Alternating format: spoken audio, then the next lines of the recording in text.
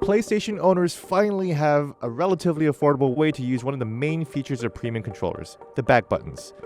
The PlayStation 4 back button attachment was announced last month, causing some confusion as to why Sony would release the device so near the end of the PlayStation 4's life.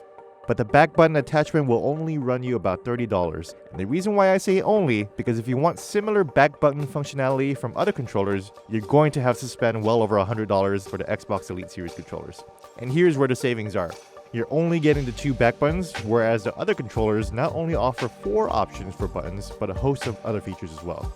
The attachment may seem a bit difficult to snap in at first blush. You might be hesitant to just jam the attachment in, especially since it seems to insert at an angle. But once you get over that fear, it snaps in quite nicely at the back of the controller. All you have to do is turn the controller on, and the device will start immediately working. We tested out the back button attachment here at the Washington Post Studios, playing 3 different Sony exclusive titles: Death Stranding, Spider-Man, and Horizon Zero Dawn. You can click the screen to switch between 3 save button configurations. Holding it down means you're able to program back buttons. Pressing the back buttons will cycle through the different other buttons you'd like it to replace. So for example, Death Stranding is a game about hiking. It tries to mimic the sensation of holding both straps on your backpack by asking players to hold the L2 and R2 triggers of the controller. My hands often got tired from extended Death Stranding sessions.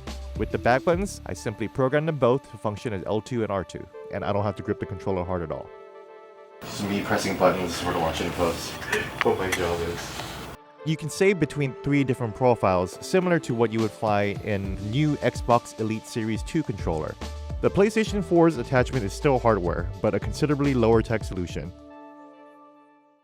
I actually consider the PlayStation 4 back button attachment to be a little bit more convenient. It really allows for almost a keyboard and mouse type of play. And jump, do a slow motion attack. Yeah, look at that. So sick. It definitely makes you feel like a more adept player because you're able to free up your fingers to completely change the way you play certain games. Shooting and jumping will be a lot easier. Spider-Man's jumping and swinging at the same time while moving the camera to make it look more cinematic without having to default to what's become known as the claw position on video game controllers will be a lot easier, and it's just a lot more comfortable. It's just so much more liberating, and it feels so good. One thing I will add is that the PlayStation 4 back button attachment looks a little odd on the controller, but it looks as ugly as the Sega 32X did back in the day in the 90s, and it's even more functional. It's a great introduction to the Pro controller style without ever having to buy a completely new piece of hardware. I really can't recommend it enough, especially for such a low price.